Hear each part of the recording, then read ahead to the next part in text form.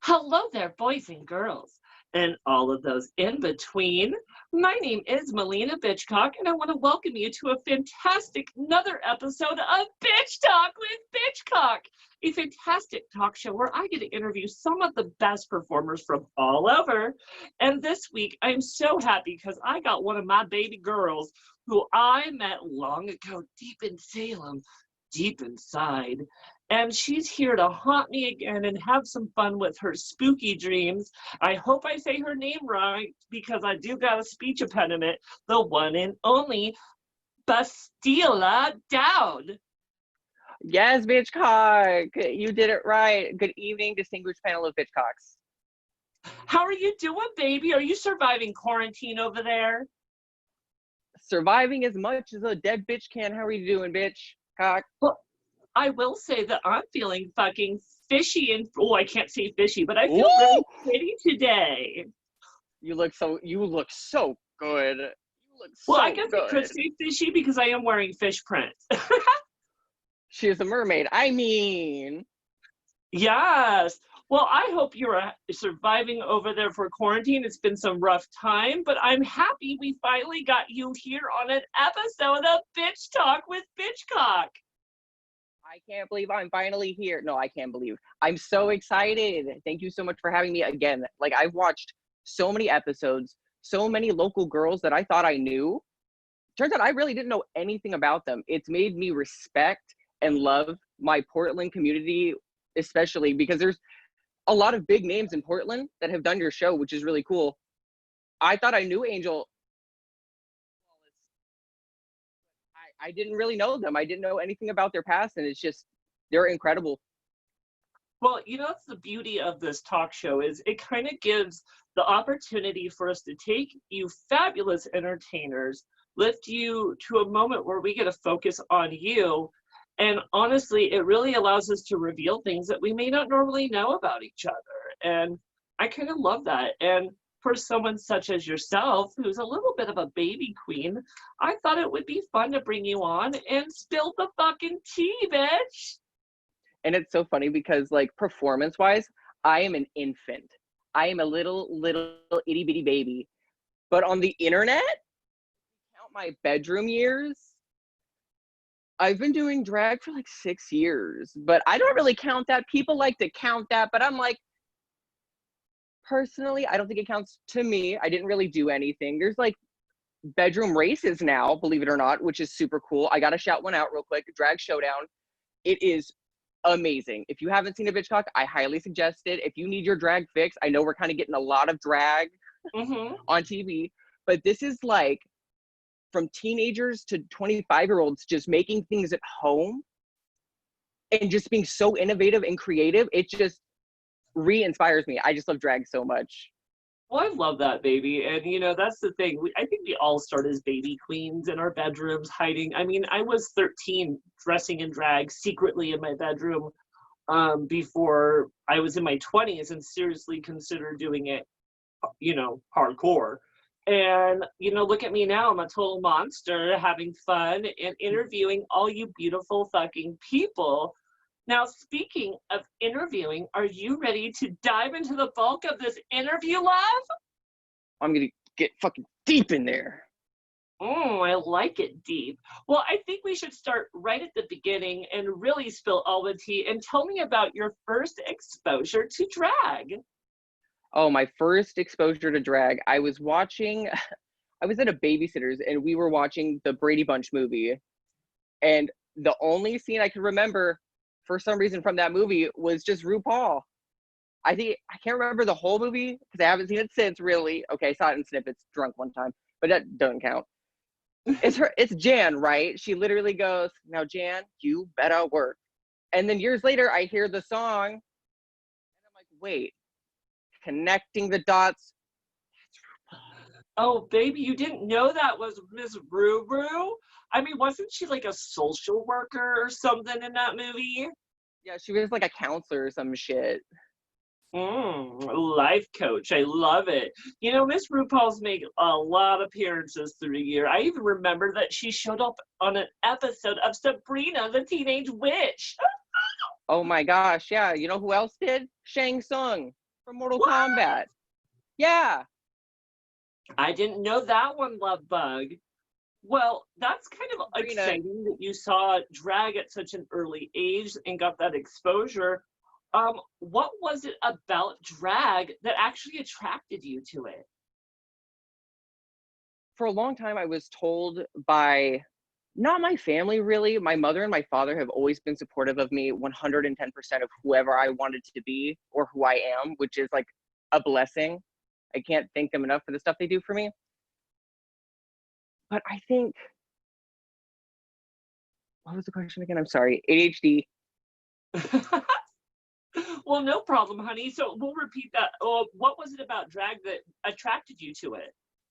Oh, so where I was going with that, my femininity, I was always told to repress by people around us. So I did. And then realizing that I could do drag, I felt like that could be freeing. And I tried it on Halloween. I'm a Halloween queen. And Ooh. just instantly fell in love with it. I was like, I could see me doing this on stage. I could do this. I know I can do this. And now look at me. Well, you're a total monster, and this is one monster I'm happy that was unleashed onto the community because I fell in love with you from the moment I met you out in Salem. And girl, you may be a newer queen, but you know what you're fucking doing. Mm. Thank you. I try. Well, absolutely. And what point did you actually start dabbling in drag yourself, darling? Oh gosh. Like back in the day, or like Yes, bedroom years. Mm. the year was 2015, no, 2014 now. Oh my God. I decided after watching the first episode of the second season of RuPaul's Drag Race, because I said the first season's budget of anything is never good. So I watched the second season. I went, that looks so cool. So I bought my glue sticks. I bought my foundation.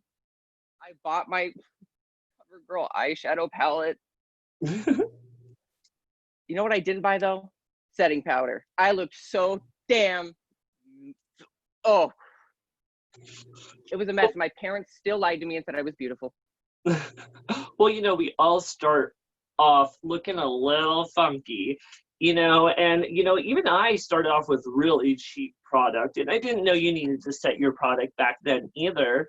So I will, interesting, but look at us now. It's what you evolve into and that learning process that you go through by just playing with makeup and playing with costumes and hair. I mean, you look amazing today. I mean, you look like a woman. Oh, thanks. I feel like I just crawled right out of the crypt.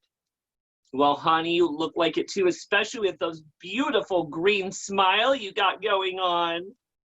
You mean these? This is what happens during quarantine. Oh my God, girl, brush your teeth, brush your teeth. Now, No.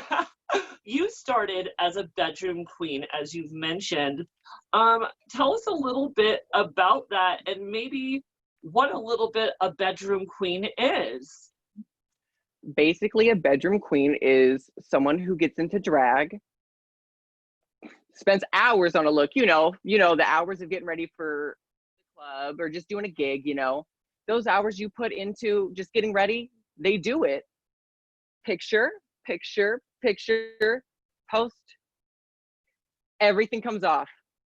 Oh, Yeah, it's kind of a waste of time in my opinion now that I look at it.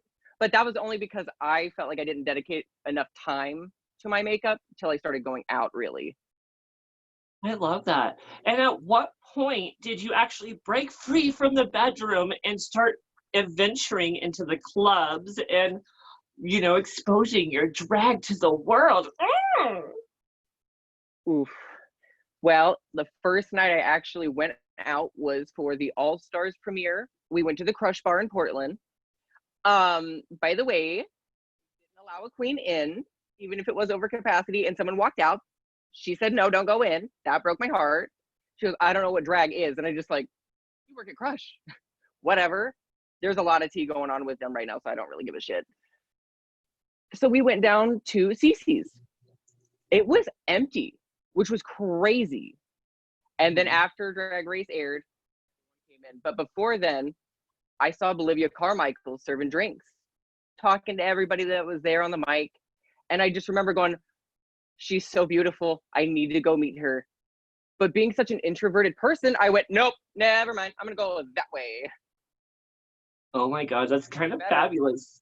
You know, Bolivia was actually one of the first queens I ever met also when I went to Portland. And she was actually the very first queen I ever took a picture with. Bitchcock, same. Same. I'm gagged. Literally same. Bolivia, if you are watching this, I want you to know, because of you, I've been able to accomplish so much because of your positivity. You inspire me to stay positive, and I hope you know that. She's such a beautiful soul, and I love her so much. And she was such, if you haven't checked it out already, you should check out our past episode with Bolivia Carmichaels, as she spilled all the tea about being a drag legend out in Portland. Now, darling, tell me a little bit about how you picked your drag name, because you have a very interesting drag name, girl. Aw, that's a nice way of saying confusing. Well, I am So, easily confused. I went to public school. girl, I have a GED. What do you mean? Oh my goodness. But basically, I, as an introverted person, I have friends throughout school years, whatever. We all have school friends, you know. But I spent most of my time playing video games. I really felt like I was alone in the world, and the only thing there for me at the end of the day was video games. So I'm obsessed with Star Wars, anything Star Wars. Anything Star Wars. I'm a useless encyclopedia of Star Wars knowledge. Well, where are your Princess Leia buns? I tried. I keep fucking them up. That is the Skywalker saga. I like the Old Republic saga. My name, Bastila, is actually pronounced Bastila. There's a Jedi named Bastila Sean. And I was like, that's cute. Diva.Platinum called me Bastila one day. And I just like clicked. I was like, yes, that's who I am. Oh, well, what a coincidence. I get called a bastard quite often. So, hey. Fuck. Yeah, I get a lot of people call me either Bassy, which is cute, whatever. A lot of people call me Bastila. I'm like, where is the K? Ooh. Well, I like Bastila. It's very fancy, a little bougie, and I don't mean bougie in Portland. Fuck. That's another fucking. She's gonna be a fucking legend here in a few years. You know. Well, I mean, she's already iconic, but you need. Oh, she's such a good queen. Now, sweetie, you are one sweet but edgy queen. Tell us a bit about your drag character, and make us get to know you a little. Yeah. Well, originally I wanted Bastila to almost be like a knock. Everybody loves Raven. Well, I don't know about right now, but Raven has that signature mug, you know? And I was like, I want to be like her and Miss Fame. And then I realized that for a few years, you have to have a certain structure to paint like them. Like that foundation has to be, and I'm not talking about the foundation you put on your face. I mean, the foundation of your house, of your face. That's just got to be nice and structured. Oh, wait, no, maybe it is the house. I'm dumb. But over time, it really went from wanting to be a pretty pageant bitch to wanting to really be who I know Bastila is. Not who I thought. I know who she is now. She's just a pretty, edgy, spooky. She's not, a lot of people assume that I'm like a dancing diva, and I'm not. I like to do comedy. I might be scary, but I'm a funny bitch.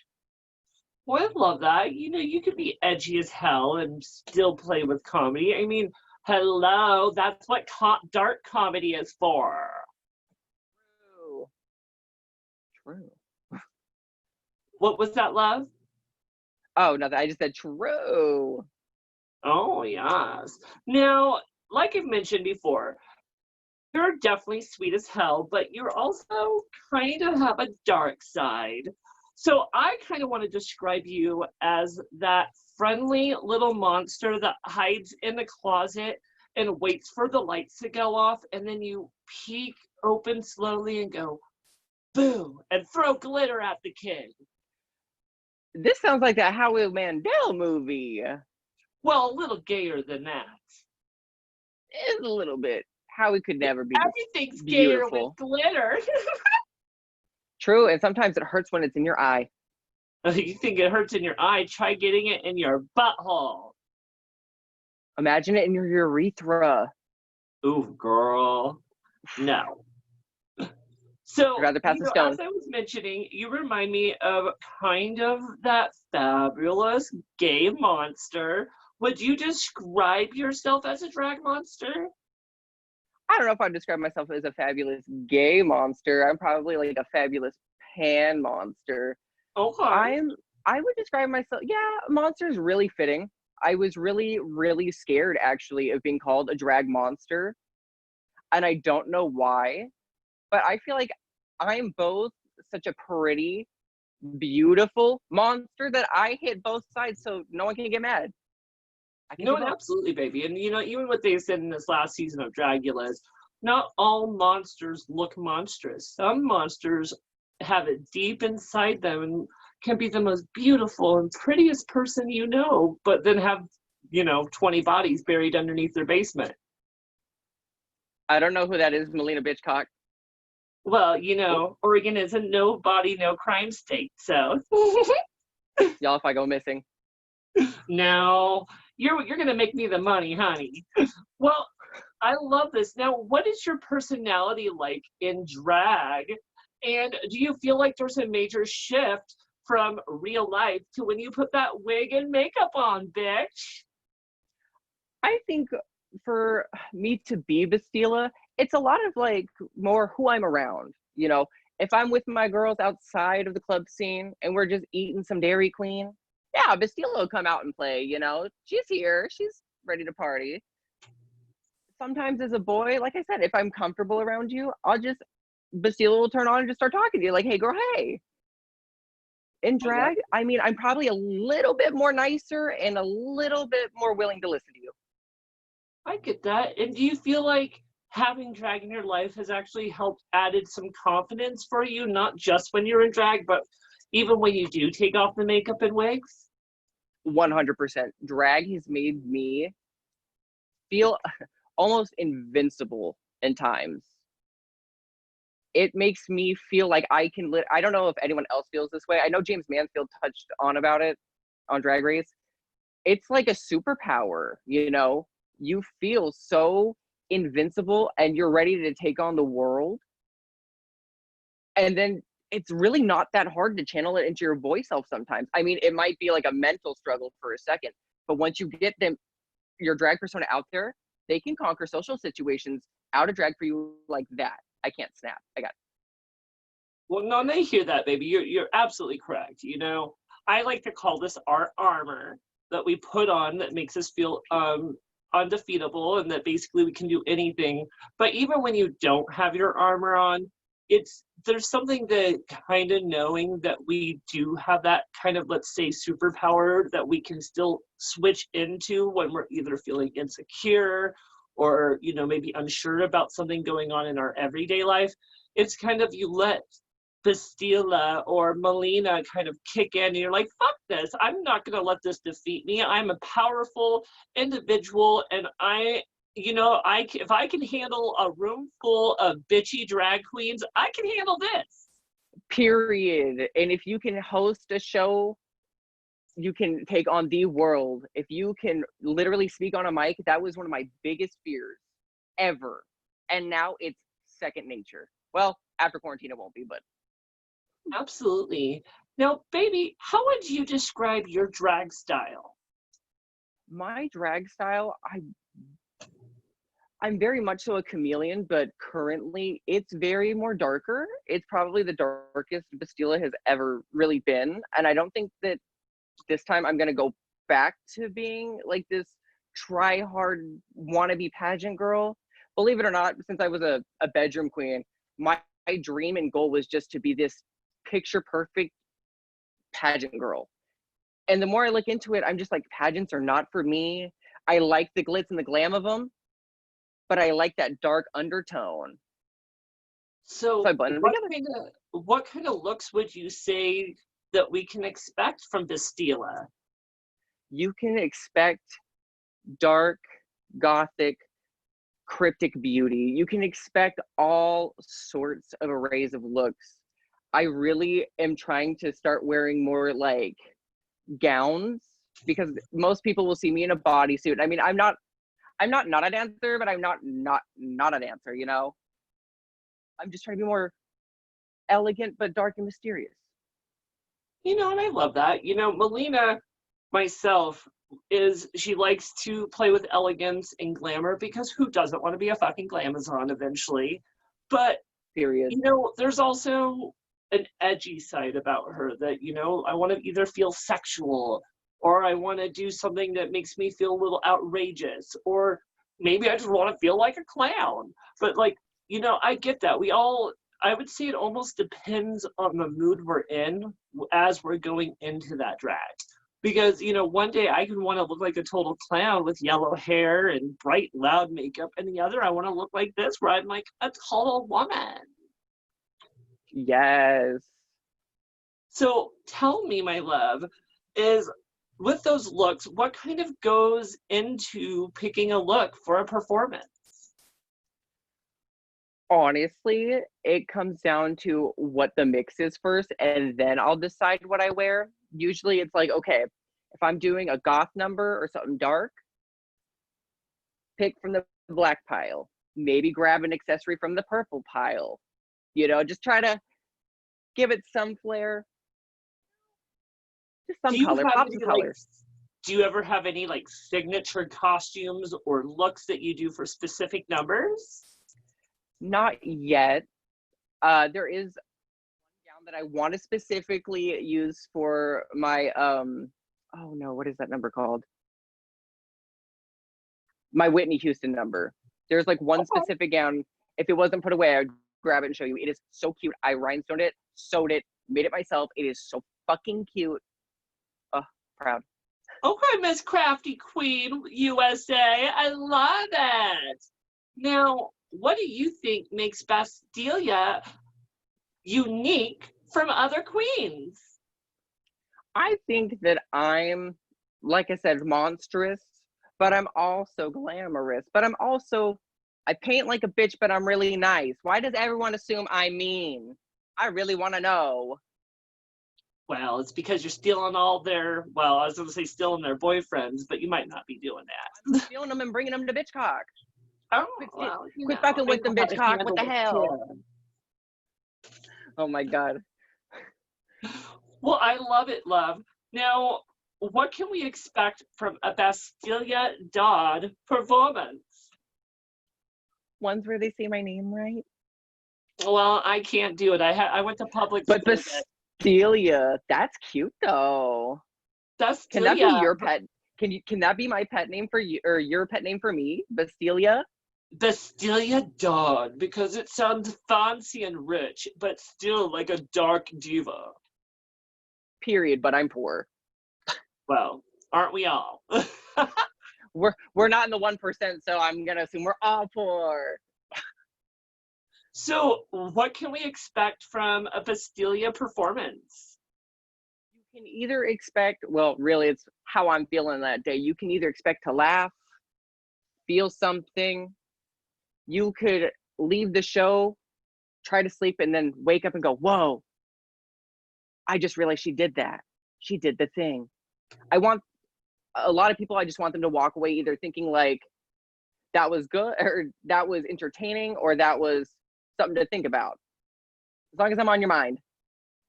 Oh my goodness, I'm sure plenty of those beautiful people leave that thinking about you as they go to sleep and have scandalous dreams. Mm. Girl, I don't think they have scandalous dreams. After one of the shows, one of the guys was like, I need some help with something. And he pointed like that. And I went, oh, charisma. And I ran in the other direction. Well, I love that. And now, are you one of those queens that are known for your killer dance moves and the ability to do like amazing tricks like high kicks and dramatic drops and like twirls and all that? Mm. I'm slowly learning how to do this, like the splits, the dips. It's just so much on your body. I'm not a dancing diva. I want to be able to have some stunts, but let me tell you, all you dancing bitches, I have so much more respect for you. The stretches alone are enough to kill me. Well, girl, you just have to learn to stretch those legs. Just put a leg behind your back and, have a big, strong, beautiful human help stretch those limbs out. Mhm. I'm scared.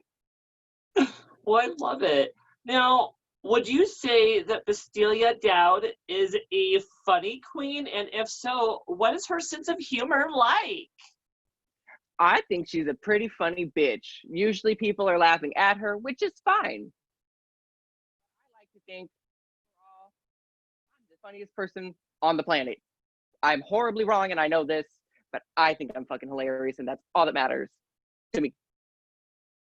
Okay, well, bitch, tell us what your sense of humor is like then. It's really dry. No, I'm just kidding. I think everything's funny, even things we shouldn't laugh at. I know we touched on that. Oh, there's times I've laughed at jokes and been like, oh, don't hurt that good. Well, we're definitely those type of people that laugh at, cannibals and be like, oh my God, they're eating a baby. Yes. Literally, my teeth are green from eating abortions. Oh my goodness. I hope you took a mint.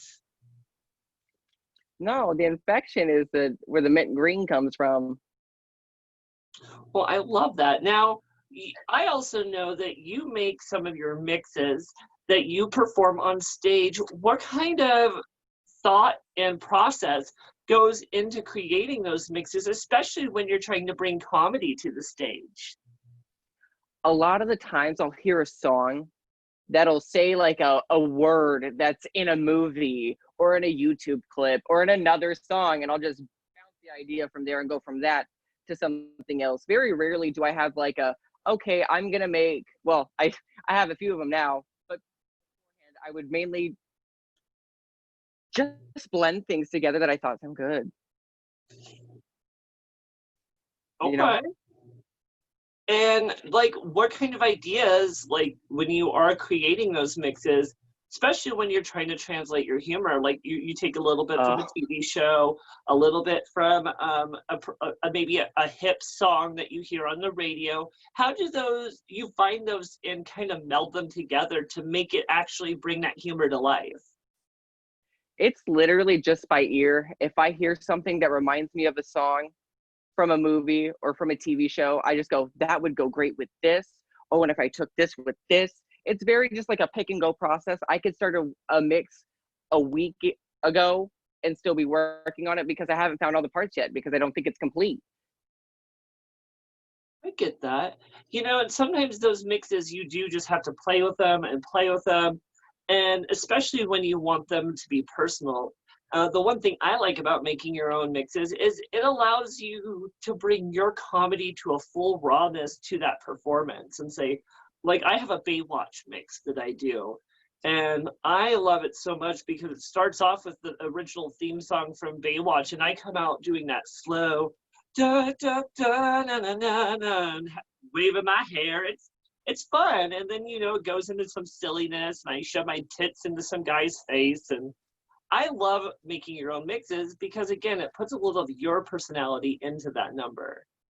Oh, 100%. And when you pay someone to make you a mix, unless you have an idea for the mix, most people will just blend songs for you and just be like, here you go, girl. If you want a full on, like, thought out process of like how a mix is gonna go, you either have to approach me with the idea first because I can't just go off of, I like this movie and I like this song and this one, make them work. It don't work like that. Mhm. So come with a fully thought out process if you ever want to mix. Absolutely, baby. Now, what kind of standard music do you tend to be attracted to for a performance? Oh gosh, I love, honestly, I say my performance style is a lot like my music taste. It varies. I love every kind of music, so I'm willing literally to perform anything. I don't even know what to expect sometimes from a Bastila show because I'm like, I want to do a German folk song today. I want to do a Russian rave band song today. You know what? We're going to Evanescence, bitch. I love that. So a little rock and roll, a little classical, maybe a little pop princess once in a while. Oh hell yeah, maybe some like 1950s. Okay, I love that. Now, what separates your performances than what we may see from another queen? You'll see I like to think that I'm more engaging than some of these queens. I see a lot of queens just with tips and go. They don't really like latch on to someone, look them in the eyes, acknowledge them, you know? Some queens are just so quick to grab dollars, but I will 100% make sure to engage with you no matter how you're feeling. If you're upset at the show, I want to know why you're upset. Now, my love, tell me a little bit about what would you say, like, I already know that you're a funny bitch and you have some amazing skills on stage. What would you say, blah, blah, blah, my eyes are small. What would you say you want an audience member to take away from actually watching a Bastila Daud performance? I want them to take away that not only can monsters be beautiful, they can also do all sorts of different kinds of numbers. They don't have to just do alternative numbers. They'll they'll take away something, so I hope it's something beautiful that they find a place in their heart for me and go, that bitch is incredible. I've never seen someone like her. I just want to leave a lasting impression on my audience and just have them remember who I am, you know?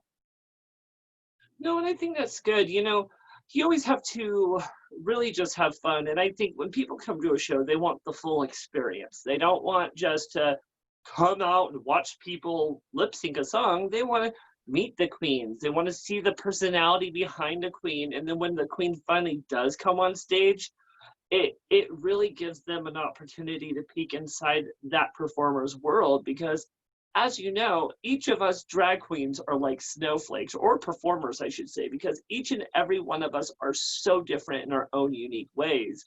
And when an audience member finally gets that opportunity to peek inside our world, it's kind of fun to just play with it and be like, especially with you being a more dark diva, to be like, come into my crypt and let me show you my cobwebs. And you come in and it's just a giant fun house full of fucking shit. It's not even scary at all. Oh my God, I love it. Now, so you are a young queen, as we know. How many years have you been doing drag, babe?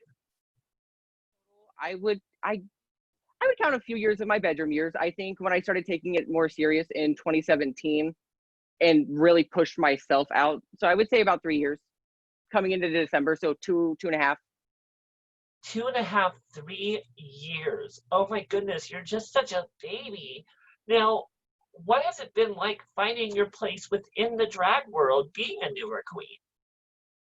Being a newer queen and finding my place here, it's interesting. I didn't realize that as a newer queen, to my newer queens, you have to ask for opportunities sometimes. And asking, especially for myself, is one of the hardest things. I hate asking people for things because I feel like I'm always asking too much of somebody. I always feel that I'm always scared of a no. You have to get used to because sometimes you will get a no in life. And if you can't take a no, don't do drag. No, it's true. And of course it's hard when you want those opportunities and people aren't quite feeling what you're offering. But again, just give it to take it as fuel to push you to do bigger and better and keep evolving as a performer because eventually those people will notice the growth that you're doing and then you'll start getting those opportunities left and right. 100%. And I really hope that even through quarantine, some people see some of the growth I've pushed through. Absolutely. Now, how have you been treated within the drag scene, especially being a newer performer? I think I've been treated equally, pushed to the side a few times, but mainly I felt an abundance of love from all over the Oregon scene, not just PDX. Ooh, excuse me, but not just PDX. I feel love from everywhere, from Eugene to Portland. There is, I love being told from them that there's always open spots, and it's really reassuring that I'm doing the right thing. that is drag, but I don't feel like there has been any real kind of pushback. I love that. And, I think being, especially in the generation, this 2020, I think a lot of the queens have put aside their egos and they do want to see other performers get to the same level as them. Because, again, we're past that whole competing phase in drag, I feel like, unless we're doing the competition. But I think if you're doing a standard drag show with a fellow queen or sister, you want them to be at the same level as you are because you want to shine and you want that whole show to shine with you. Exactly. You want all your sisters in a show to shine. I mean, if one girl doesn't shine, it's sad on the cast. You got to make them all feel loved and appreciated. Absolutely. Now, would you say there are any local girls, or I won't even say girls, any local performers that have helped inspire you as a drag performer? Oh, there's been a few. Most recently, I would say in the last 3 years that have really inspired me to go out and push myself for drag have been my friends Kwanzaa, Kwanzaa Fusion Shade, Kiara Cortez, Bougie Cherry, Amy to Kill. They all really were the reason I was excited to do this. They're mainly the reason why I was ready. Just my friends. Wait, what was the question? You're fine, love. So, Bougie Cherry, Kwanzaa Fusion Shade, they've been a few of the local girls who have helped kind of push you along the way. I know when I first met you your first time out, you were telling me you already knew who the fuck I was, and I was like, who's this little baby? Oh. Yeah, she was like, get away from me, you cockroach. Don't lie. I was like, come and smoke a bowl with me. I got marijuana. Girl, first, Miss Bitchcock walks out of her car. I go, Maliena Bitchcock. She turns around and goes, hi, baby. Smoke weed. Good Well, times. I have to always be polite to my public. I whipped out that joint and you're like, oh, she comes prepared. And I instantly fell in love with you. Well, girl, I mean, anyone that smokes the marijuana or the devil's lettuce, you're already playing on my team, honey, because that is just my language. Yeah. Now, period. Well, I don't have those anymore. Me either. Well, I love it. Now, I have noticed you have released a lot of online content. Would you call yourself a social media queen? Oh, most definitely. I call myself a hybrid queen only because I have, that superiority complex. When I'm really nothing. Yeah, I consider myself a social media queen. I love posting YouTube content right now. I'm currently doing Oregon drag simulations, which is going amazing for some. Oh, we'll definitely get into that more because I do want to talk a little more about the simulations that you're doing and definitely have some ups and downs, and I'll definitely poke you at that. Now, a few of the things that I've noticed that you've done, you've even released quite a few really funny and popular TikTok videos. Tell me a little bit what goes behind creating a successful TikTok video. You want the real secret, Bitchcock? The really real? Spill it. Okay, I'm gonna spill my guts for you like Nickelodeon. Do you have it? Guts. Yeah. Honestly, you have to post at 3 a.m. Bloody Mary 3 times in the mirror. Spin in a circle. Do a dab. There you go. Viral. Okay. And there's me dressing up in drag after 4 hours thinking that's going to get me views. You want the real tea, though? Honestly, it's random, girl. When I post things, I go, my locals will see it. That's really all I'm posting for. And the next thing you know, your cat gets 21,000 views, 5,000 likes, and your drag ones get 200 views, 10 likes. I love it. One of your videos that's one of my very favorite is where you are impersonating that we like to call the drunk girl fan, and they're like yanking on you and you were like, stop it, get off me. And it's like, oh my God, bitch. I died when I saw that because I'm like, too real, too real. Been there. Girl, it's too real. Like, I remember before I did drag, people would joke about that. Like, no, that's a real thing. People are willing to just pull on you in drag. Oh my God. I've had so many people almost pull my hair off. I'm like, honey, be careful of these boundaries. It took me too long to look like this to let you fuck it up, especially if you're not going to do it with your penis. Or fucking give me some money to take it off or something. Come on. I hear you. Now, you definitely do a lot of things online, and you know, you're very popular on Instagram, you're very popular on Facebook and TikTok. How do you think you got so popular during that social media?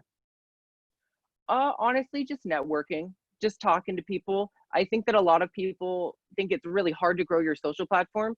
If someone engages with you, the best thing to do is engage back. Just if someone says hi, why not just say hi back? You might have just earned a new follower or made a new friend. Also, side note, some people are strangers and they don't have good intentions, so be careful. Stranger danger. That Facebook Messenger tried to touch me in a naughty place. Or hack my Facebook, the bitch. What do you think I meant when I said a naughty place? Well, I love it. Now, you definitely are also a fan of video games and are known lately to be doing what we like to call, I guess you get in full drag, you play video games, and then film yourself reacting as you play. Tell us a little bit about that. Yeah, I don't know the proper wording for it either. But basically, yeah, I just set my little camera up, play a scary game or just a walkthrough, just, a little bit of Friday the 13th. I'm really obsessed again with Dead by Daylight. Game is so much fun. And the cross-platform is coming. So, Bitchcock, we're going to be playing. I have to admit, I am definitely a fan of Dead by Daylight and Friday the 13th. Any of those games where you can either play as the serial killer or the survivor and really just have fun. I will say, though, as crazy as I like to behave, I prefer to play the survivor, the final girl, because, nothing makes me feel more powerful than outwitting a freaking psychopath. Period. Bitchcock, oh my God. I find out new things about you that we relate to. Oh my gosh. I'm always the survivor. I'm never good enough to be the killer. Well, I figured the things that you can't really be successful with, you might as well do the opposite. Agreed. Well, I definitely think you've done some fun things. And, you also lately, as you've mentioned, have started to do a kind of simulation thing with a whole bunch of local girls. Tell us a little bit about that. Oh my gosh, the simulations are motherfucking wild. They are a good time. They are basically, I think it's brainbaronsteel.com.org, something like that. It's a random simulation generator website, and it turns out you could customize it. So I said one day, I'm going to record this. And let me tell you, those simulations are wild. Anything from Survivor to Hunger Games. They have Big Brother. Could you imagine a PDX Big Brother? Oh my goodness. Well, some of the most recent ones that you've done is you started with the Hunger Games, and then we went into RuPaul's Drag Race. Tell us a little bit of what you all have to go into creating those videos, because it's not just running the simulation, you're also doing editing and adding a whole bunch of humor into it also. Oh yeah, it's a lot. People think that all I do is click record on something and just upload it. It's a lot. The editing takes a couple of hours. I recently been getting more creative with my intros to the videos. Sadly, some of them are getting copyright striked, which is not cute. But a lot of hours and time go into it. And there's parts that people don't see that get completely cut out because I've spent too much time on something and it just isn't what you want it to be. Oh my gosh. And has anyone gotten pissed off through these simulations yet? Just because you're eliminating queens, people are getting killed in certain simulations. I mean, you even let me get, eliminated by RuPaul's Drag Race from freaking Angel Phoenix. Like, like Angel Phoenix is gonna out lip sync me. Oh wait, yes she is. Sorry. Girl, I went home 23rd on my own fucking simulate. I was like, are you serious? I can't even win my own simulation. I love it. What can we expect next for those simulations? Are you going to do anything maybe focusing on different areas of Oregon, such as Eugene, Salem, Portland, or maybe even put different areas and rival with people? I really want to mainly touch on my local girls first. Maybe eventually we'll expand it to like the Oregon drag scene versus the Washington scene or the Ooh. California scene versus the Chicago scene. That's a good idea, Bitchcock. That's a really good idea. I might just have to do that. Yes. Now, you've also been doing those video game processes where you've been playing Dead by Daylight. What kind of is fun about getting in drag and kind of exposing your drag personality and persona through these simulations, and even going on PlayStation or Xbox and just playing live with other people as you're like a full ounce drag queen?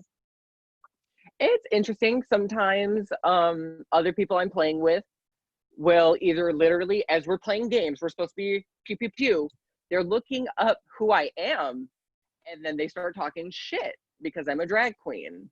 And What? it made me giggle. Yeah, I had one guy in fucking Friday the 13th look me up because I'm Saint Bastila on Xbox if you want to play anytime. But some guy looked me up because it has Bastila Daud in my profile, and he was like, "Oh, I'm playing with an ugly ass drag queen." And I was like, "This ugly ass drag queen will move into your house, steal your daddy away from your mommy, and be your new mommy. Try again." Yes. Well, I love that. So it can get rough sometimes when they realize that you're not just an average bro. But they also get pissed off when I kick their ass in video games. Oh my God. And you video this. So, I mean, do you have any good footage of you pissing off people yet? No, I don't. I always am either just playing to level up my account when these encounters happen. I just need to have my stuff preset and pre-ready, so I just hit a button and listen to this motherfucker go. Oh my gosh. So I am curious, how did you get so fearless to start creating so many different ideas for the social media? Honestly, I don't know if this happens to you or anyone watching this, but I get these random, like, spur of the moment ideas where I'm just like, you know what? I think I'm going to do that. I'm going to try it. And if it's received well, which it has been, I haven't gotten really anything from local girls besides, "So you killed me, huh?" I was like, "I didn't kill you. The simulation killed you." Sure, bitch. Blame it all on the simulation. Simulation. I love it. Now, where do you, because you are constantly doing so many different ideas, you're doing the TikTok videos, you're doing the live playing with the video games, you're doing the simulations. I know you've even played with like a podcast. Where do you get some of the inspiration for creating all these ideas for your social media? Oh gosh, I get a lot of ideas for new social media products really from just life and mainly the girls. Oh no, not even just the girls, the people in Oregon in the drag scene. The whole podcast idea was because I just love the stories that they have to tell. Our local girls have so much strength and courage, and they just deserve such a broader platform. Same with I know that I told you not to touch on it, but the whole music thing, I was really feeling it, but then I didn't feel it. And also back to the spur of the moment thing, if I'm not feeling something anymore, I just drop it completely. Should I address that I've dropped something completely? Yes, because I do get asked about it. So I am sorry if you're finding out through this. There's no music projects right now. The podcast is on a hiatus idea. It's a hiatus right now. We're getting it all situated, and Bitchcock better be on it. Well, honey, goddamn right. You know, the queen of social media herself, well, social media interviews, I should say, would love to come out and do a podcast and talk shit, especially if it's on the subject of horror. Because, oh, girl, I may look sweet and innocent, but I definitely have a dark side. Oh my gosh, the pre-interview, y'all, you don't even know. Miss Bitchcock is dark. I was like, she's just silly and a clown. Bitch, she is the like fucking clown with the flickering light over her head. She's like, "I'm gonna gut you, bitch." Well, I love a little Pennywise realness, and it's true. I love me some horror Oh, films. I love good scares. I like the idea of like slasher films because, especially like classic 80s slasher films, because to me, those are more scary because it's like, oh my God, there's this psychopath that's next door and they just snapped and they're going to kill everyone. And it's like, it's kind of fun to watch. Now, I don't ever want to live in a horror film because, bitch, I'm dumb. I'd be one of the first ones to die. oh, girl, same. I would trip over something. There's nothing there, and I just trip. No, I hear you. I just trip over my ginormous penis. Mm. It's dragging on the ground. Damn it, my Well, foreskin. absolutely. Now, before we go into our next subject, what would you say that you love most about being a social media queen? Really love that my audience, if y'all are comfortable with me calling you that, my audience is really engaging. They tell me what they like, they tell me what they don't like. I mean, I don't have the biggest following in the Oregon scene, but I have a decent enough following that keeps me afloat with drag. Like, it's crazy. Well, I love that. You have to keep putting work into it, and it's not going to always happen overnight. And sometimes you're just going to have to do it for the passion of it all because it's not always going to make money, also. Let's take Bitch Talk with Bitch Agreed. Talk because I am going on in the end of July. We will be hitting 50 episodes. Now, this doesn't bring Woo! in a lot of money at all, um, but it does give other benefits that make it really beneficial for me. And, I love uplifting my fellow performers. And one thing you said earlier is it also gives an opportunity to see a different side of a performer, and which I love so much because honestly, you can have a perception of a person or a queen or a performer and think, oh my God, this bitch is bitchy. And then you finally sit down and get to know different sides of them. They're like, they're not bitchy at all.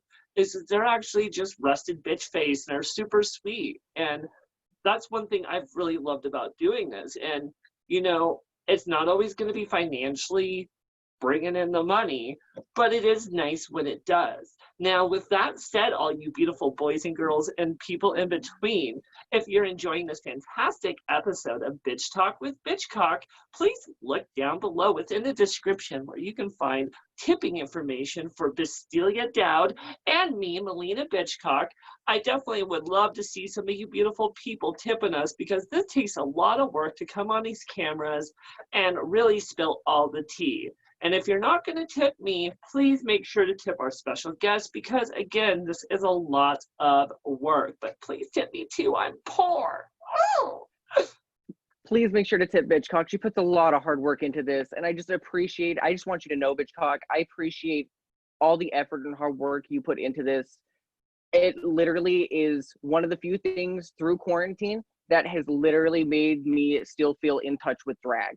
Like, no, this isn't me kissing your ass. I feel like I'm still close to my community because with quarantine and being home, I before all this, I finally felt like I was engaging with the community. I finally felt like I was a part of something, and then I got shut down.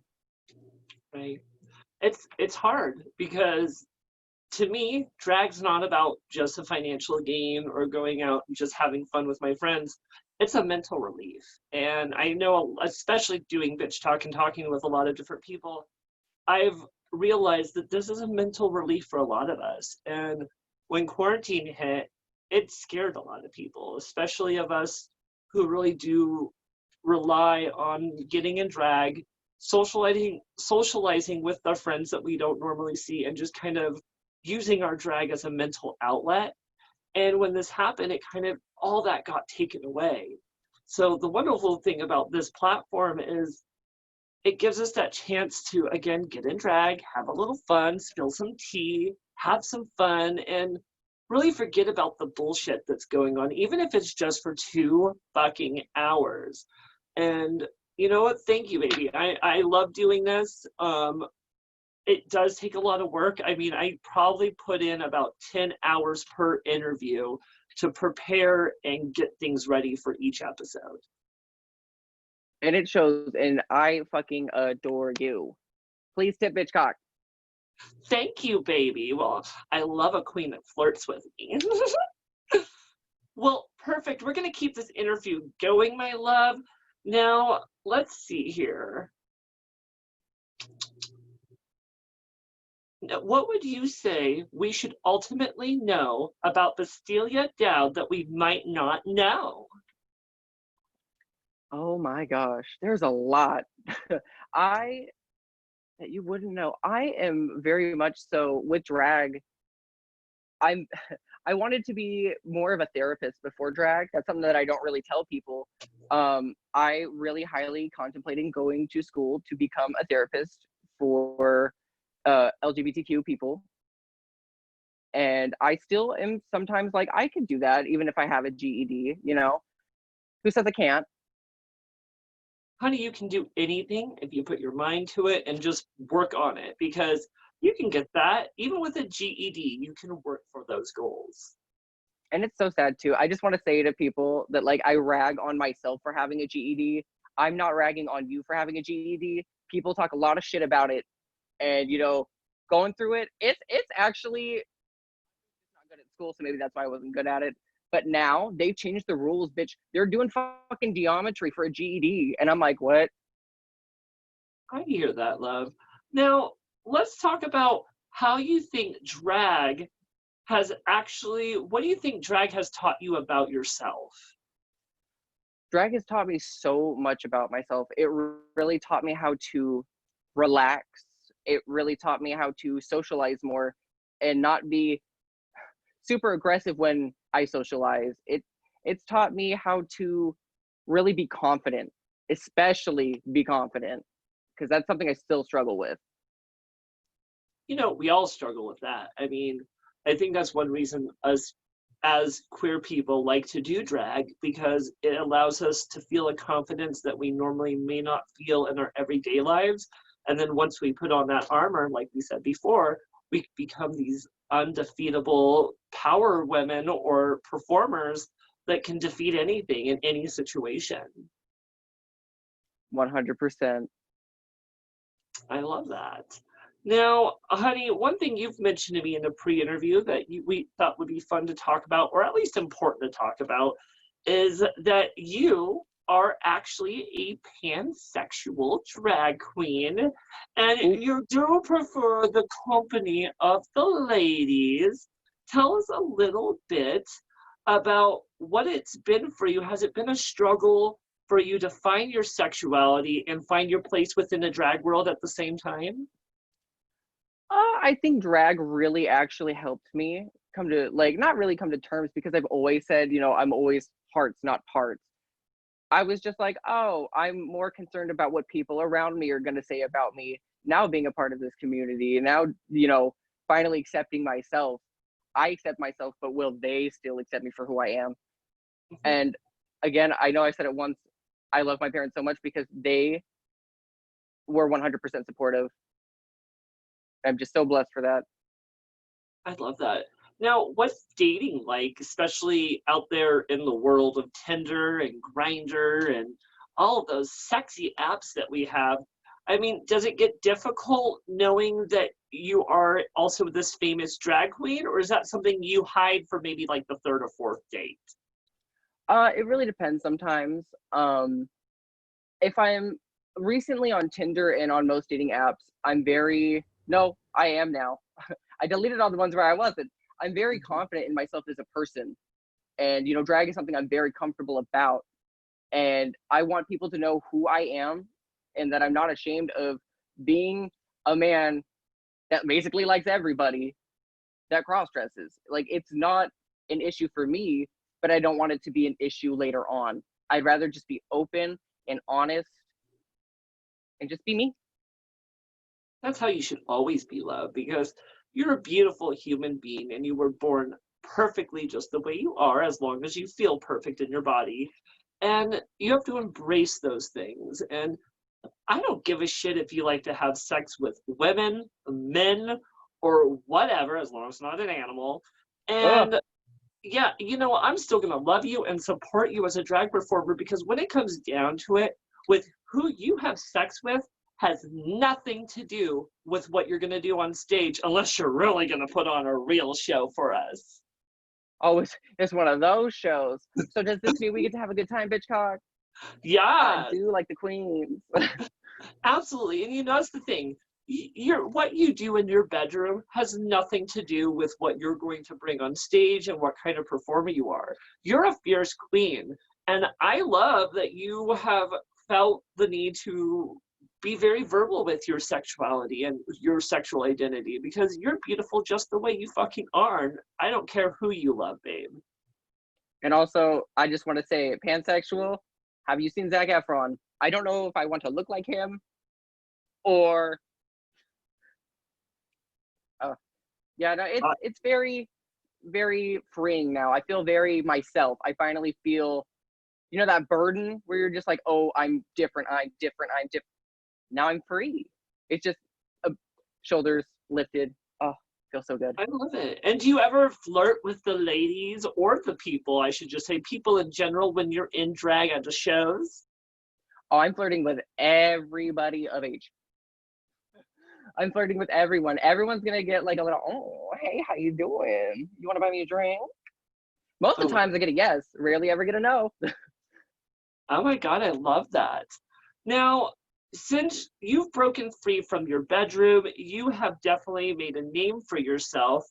What is it that you think have made Bastila so freaking popular? I don't really know, but honestly, I can say as of now, my simulation videos, those are either fire or people want to set me on fire because of where they placed in the competition. I feel that. Oh, shit. Well, I love it. Well, I think that's really great to know. Do you feel that your personality, you being this edgy punk rock monster queen, but also having a heart of gold, has helped come along into how you're perceived as a queen? Oh, 100%. My mother has always told me, kindness goes a long way. My dad would tell me support goes a long way. If you can show kindness and support for anybody, they'll be willing to back you. And just doing that for my local girls, I have people going to bat for me that I never would have thought would ever stand up for me. And it's just so humbling and appreciative. I love that, baby. That just shows who you are as a person because, again, once you show your true colors in a positive manner and you show what you're capable of and, who you are, people are going to want to support you more. And you are truly a beautiful human. So, fuck it, bitch. Everyone's going to have your back. Now, oh, thank you, Bitchcock. of course, my love. Now, how do you feel? Let's see here, blah, blah, blah. What do you feel like has been your biggest accomplishment that you've done within your drag career? Oh my gosh, my biggest accomplishment has been bringing drag to a small town that's never had a drag show. Really? It's What town? Newburgh, Oregon. Come check us out. We're 45 from Portland and we're 45 from Salem. I think we're like 2.5 hours from Eugene. Oh 2 my hours. goodness. And what is the size of your drag community? Let me tell you, I am the queen of Newburgh in a castle for one because there's no one out here. I'm the only one. And if there is, they haven't said shit to me and I have claimed it. Oh my goodness. I mean, does it ever get intimidating being the solo queen in your town? That's why I was like, charisma girl, I can't run a whole town by myself. I need someone to tell me if I'm doing something wrong. So charisma helps me run this place for sure. Shout out to Charisma Phoenix. I love that. And what's it like bringing out of town queens into a smaller town? Do you feel like the audience and the people out there accept it well? Believe it or not, Newburgh, Oregon just recognized this year its first Pride. And even before then, last Halloween on 2019, we had an incredible haunted pizza party. It was Charisma Phoenix, Angel Phoenix, and Kiara, and we just had an incredible time. They loved Angel. They adored her. They appreciated her. They loved Kiara. They tipped her like the goddess she is. They tipped Charisma, that house down. They love all kinds of drag. I love that. And how would you like to see your drag evolve next for you? Next, I would really, really like to see the quality of my social media go up. I'm really working hard on improving the quality. I feel like I'm at a standard now where I need to up my game for all my social media, not just my YouTube. Everything just needs to go just up a couple more levels. You know what I mean? It never hurts to improve just a little bit more. Oh, And I really, really think that maybe one day I could have my own club. That's one of the end goals for sure. Maybe be the next Darcel, the Darcel of Newburgh. I love that. I think that's a great, goal to push for your drag. And because you are such a, you are a younger queen, finding yourself, how would you like to see your drag aesthetic evolve? I would like to actually see it get more, I would say regal renaissance, but still stay true to my darker gothic side, keep it dark, but still keep it very elegant. I'm really obsessed with Victorian patterns right now. I just bought a couple, so who knows, but we'll be seeing if I don't fuck it up. I'm gonna fuck it up. I can't wait. Yes. And what can we expect next from Bastila? You can expect all sorts of fucking shit. Expect to see more social media posts, expect to see more simulations, expect to see me in my simulations. That's right, I'm bringing face cam to the simulations. This is the one up I'm talking about. It's gonna be a whole other level. I'm bringing horror games, I mean interactive horror games to this channel. It's Oh, gonna be insane. So y'all better be watching. I'm gonna be screaming like a bitch. I'm so titillated right now. I cannot wait to see what you all do within your career. Again, you're a fierce bitch and you are doing some fabulous, innovative things within social media. And I'm personally very thankful that you're here within our drag scene. And, it can't always just be bitch talk with Bitchcock cheering people up, too. We need some other social media drag shit. And, you're one of those things that are a shining star within social media that make us smile because those simulations, as bitchy as some of us might get when we get killed off, they're still fun to watch. Now, this is a little off brand, but I'm also going to do another shout out for another social media show. If you're watching, I want you to tune in to the amazing Anaconda herself as she does Dead Time Stories. She has been doing these amazing spooky storytellings online in full spooky drag every week. So if you don't follow Anaconda, please make sure you do so you can see her Dead Time Story event every week on Facebook. And have you watched that yet, Bastila? Because it's amazing. Yes, I sat in on one of them. They were really good. She should be a narrator. Like the way she reads, I'm like, oh shit, oh fuck. Oh my God, I Like she's agree good. because she's good at telling those stories, especially that some of them are real. Yeah. So we only have a few more questions before we move into our game. Okay, one moment, and we'll get that going. Nails. No, Bastila, I got you back. You cut off for just a minute. We have a few more questions before we go into our games. Now, you met me again long ago out in Salem, Oregon, when Shotskis used to be around, when we went and saw the Cameron Michaels show. What was your first impression of Maliena Bitchcock? I was completely gagged because the night before I had watched you on Slatacia's channel when she did interviews. I was like, I wonder if I'll meet her one day. And literally, it was like my fairy godmother came to me and said, you're meeting that bitchcock tomorrow. Oh my When you God, got I out of love my car, I was so gagged. Like, I'm still like, I remember that moment so vividly because at that time, you were the second queen I have ever met in the Oregon scene, face to face. Second really. queen. Yes. I was saving that for the interview. Yes, I love that. I love breaking some virgin cherries. And, Slutasia really did a lot for me because, I love that bitch. And when she did that interview, it allowed people to see that I'm not just a crazy queen. Yes, I'm crazy. Yes, I'm funny, but there's also different sides of me.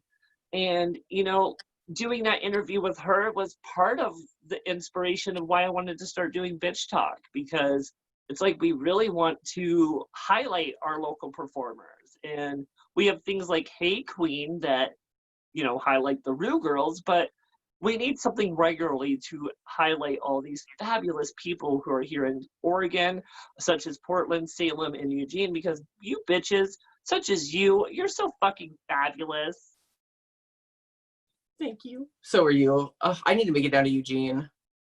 Well, you when should. all this is over. We would love to have you down here. Now, before we go into our game, just tell us, what did you think about your experience on Bitch Talk with Bitchcock? I learned all sorts of things about myself. I learned that I can't hold a story or a sentence. I can't answer questions. But you know what? That's me. I will be asked a question and I'll go on a different subject. It's just who I am. And that is fine, baby. You know what? You can feel that ADHD realness all you want, love. And you know what? I will wrangle you back in and just play with you, because it's still been an honor. And I've had so much fun having you on the show. And I just thank you again for being here.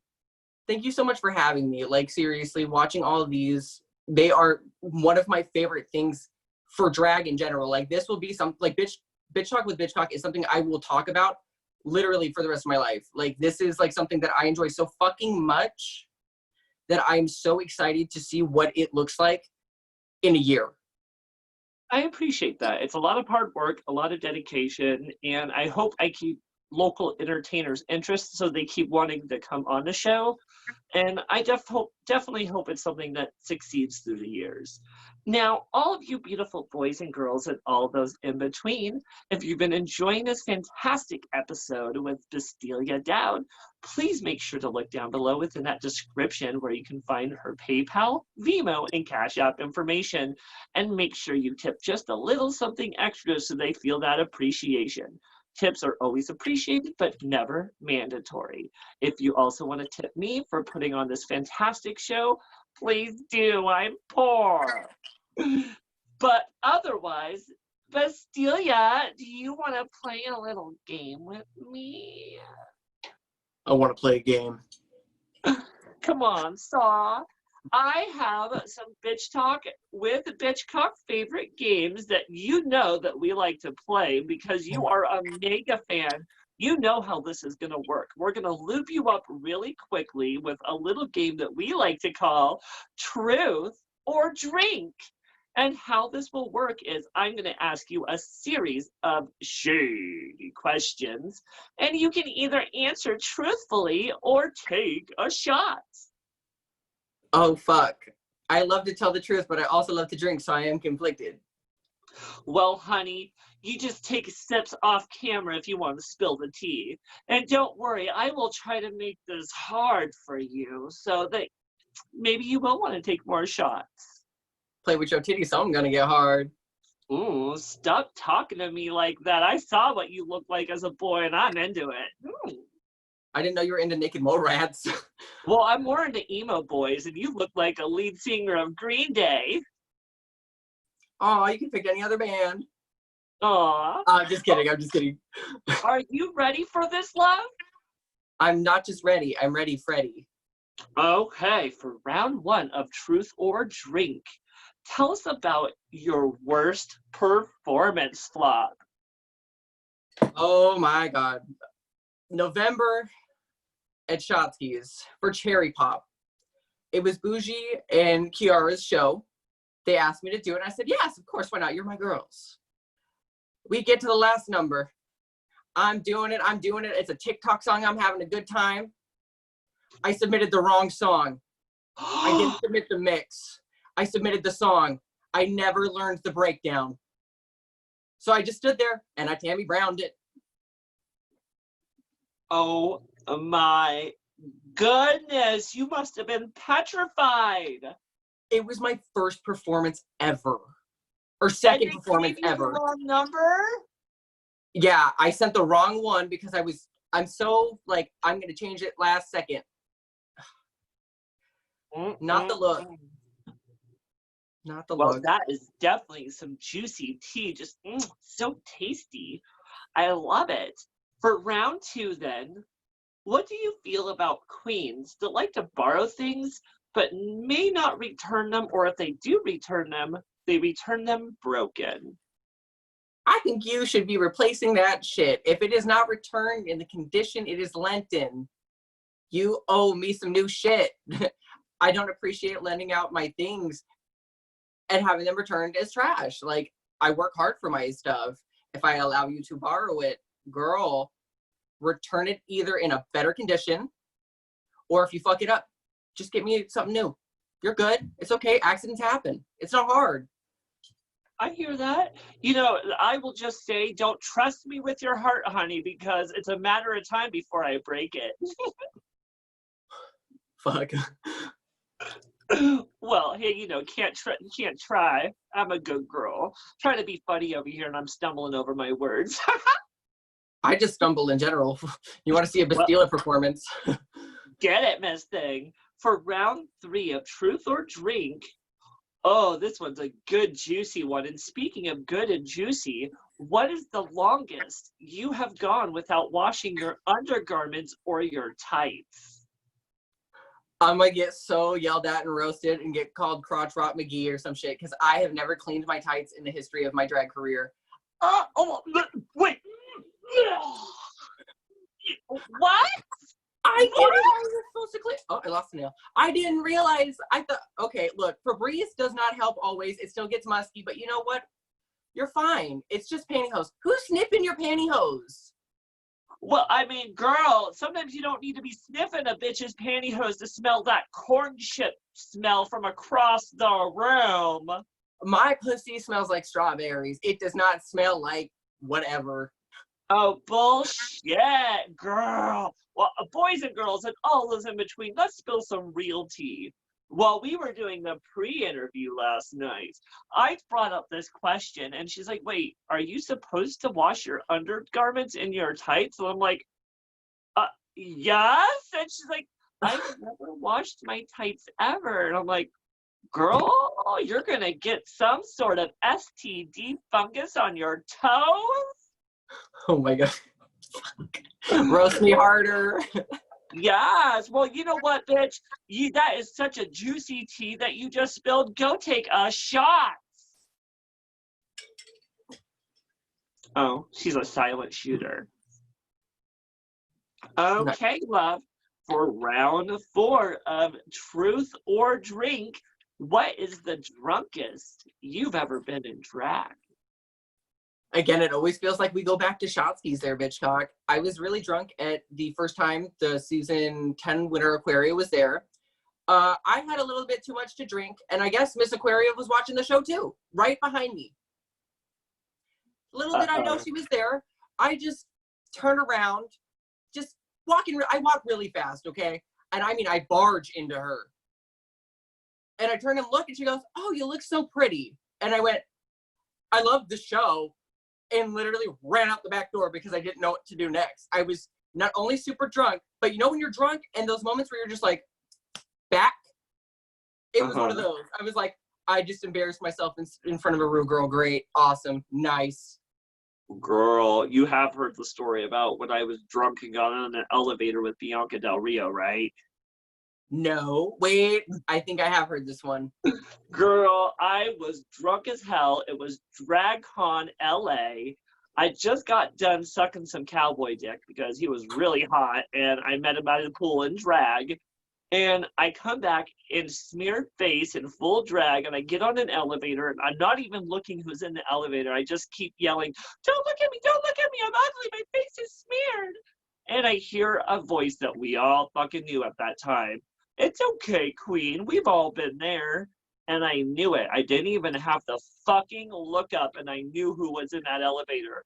And I look up, and there's Roy Haylock, or Bianca Del Rio, standing there smiling at me as I look busted as shit as some cowboy just fucked my face up, literally. And bitch, she was really nice. She didn't read me too much until I got on the elevator a second time with her after I picked up my credit card, and the cowboy and his girlfriend got on the elevator with us. Bitch, she spilled the tea in that moment. Oh, gag. oh my God, gag Bianca, but then gag the century when they both walk in. He had a girlfriend? Oh, shit. Well, yeah, she watched, actually. Oh, lit. Girl, It's a okay, party. it's a party. We let her get included, too. Well, we have one last question of truth or drink. For this last question, what is the worst drag advice that you have received from another queen? Oh, change. Originally, when I wanted to just really be who I thought Bastila was, which was this dark alternative bitch, a lot of queens on the internet, local girls loved me, but the internet, they told me, no, do not do that. What are you doing? You're supposed to be this and that and this and that. It wasn't until I met my Shotski's family that were like, you can do whatever. Mm-hmm. That's the thing. People need to stop trying to put performers inside boxes. You need to feel free to be whoever you want to be as a drag performer, as long as you're not hurting no one in the process. And if you want to be a monster, be a monster. If you want to be a clown, be a clown. If you want to be a glamour queen, well, we'll feel sorry for you. But be who you want to be, and don't let anyone tell you otherwise. And people on the internet, especially in the day of Drag Race where everyone feels the need to criticize someone's art, get over it. Unless you actually do drag, don't go around criticizing our drag. For real, don't clock my lace when you don't even own a lace front. You got Party City hard fronts, bitch. I feel very attacked by that comment. No, you added lace. That's up in the game. Girl. Perfect, my love. We have one last game before we have to say our goodbyes to everyone. Now, this one's also a Bitch Talk with Bitchcock favorite, but this one we like to call Marry, Kai, or Cancel. And this is one that gets bitches in trouble. Oh no, I'm ready. Okay, love. Well, I hope you're ready for this because I didn't only take the names that you gave me, I threw in some curveballs. Fuck. Well, for round one of Marry, Kai, or Cancel, we are going to start with some of your favorite Shotski girls, including the one and only Diva Dot, the talented and gorgeous Bougie Cherry, and of course, Kwanzaa Shade. Oh shit. Oh god, Kiki, Kai, kill, huh? I'm definitely gonna have a Kiki with my girl Kwanzaa, or marry my girl Kwanzaa. I love Kwanzaa. She's just a sweetheart. I'd probably Kai with Bougie because, I mean, come on, she looks like a blow-up doll. And then, sorry Diva, I'm canceling you, even though you helped me find my name. Oh my god, you just canceled Diva Dot. Oh. We both know she could cancel me faster. It's true. Well, perfect. Let's go to round two as we have the one and only rapping queen herself, Slutasia, the bitch from Portland, Amy to Kill, and of course, Flawless Shade. Oh shit. I'm definitely gonna marry Miss Flawless because not only is she super cool, those hairs in drag are so right. And she's a hot person underneath all the glamour. Fucking what's Miss Amy? I'm gonna cancel her. Okay. I love you, Amy. and that means that you would be marrying, so you would marry Slutasia. Yeah. Oh, I love it. And then I would marry Flawless, and then I would Kai with Slutasia. Slutasia, they're all. I'm Kai in all of them. They're all fucking hot as hell in drag. Oh my goodness, you naughty little queen.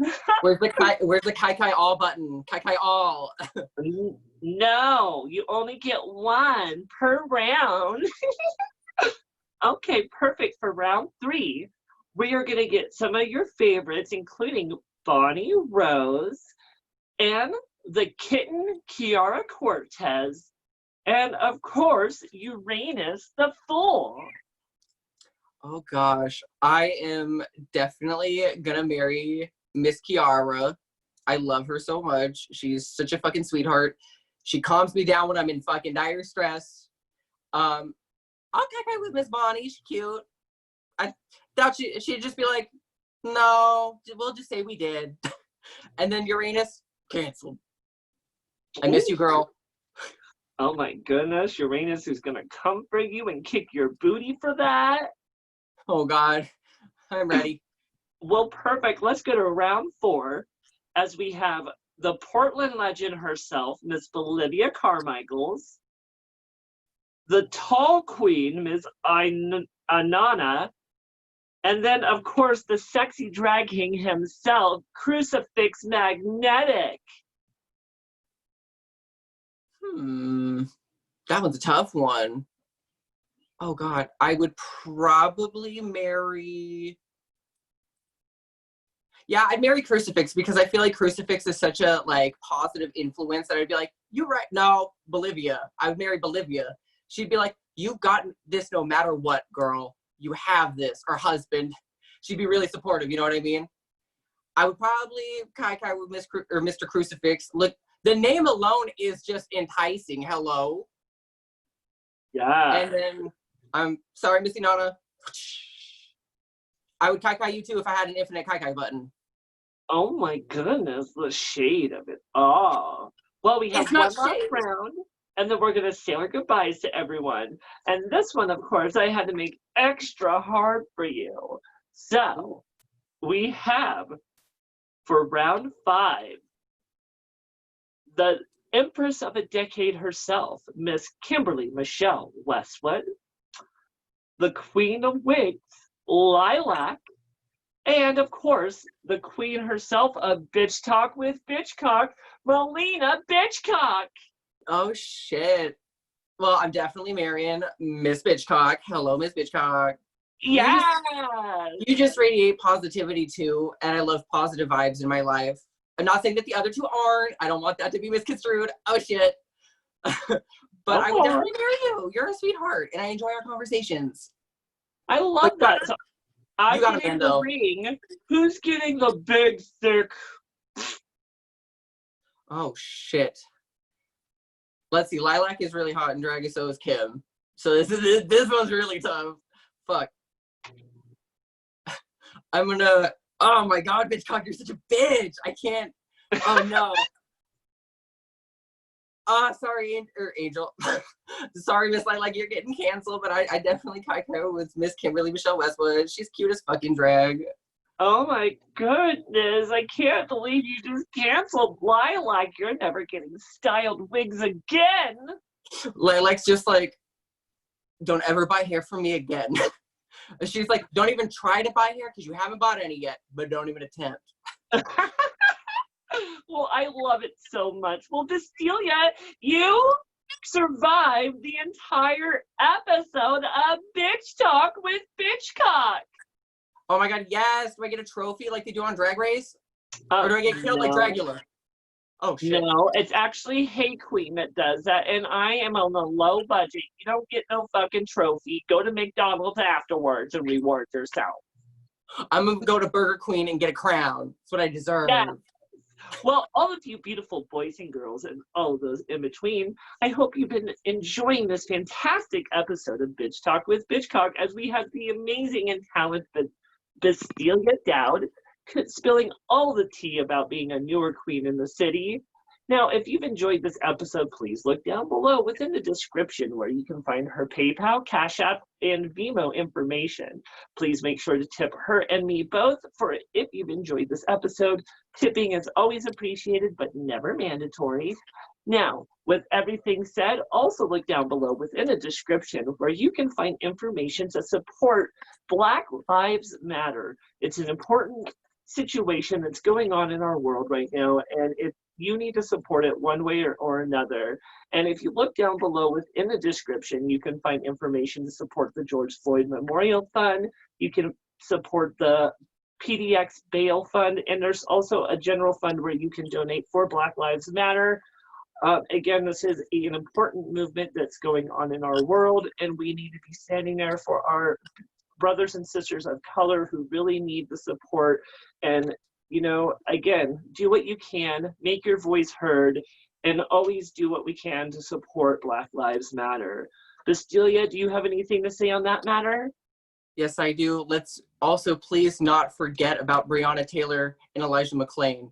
A lot of social media has gone back to normal, and we need to not forget these people, because the moment we just let them fade away, everything goes back to normal, and we can't let them die for nothing. They shouldn't have died in the first place.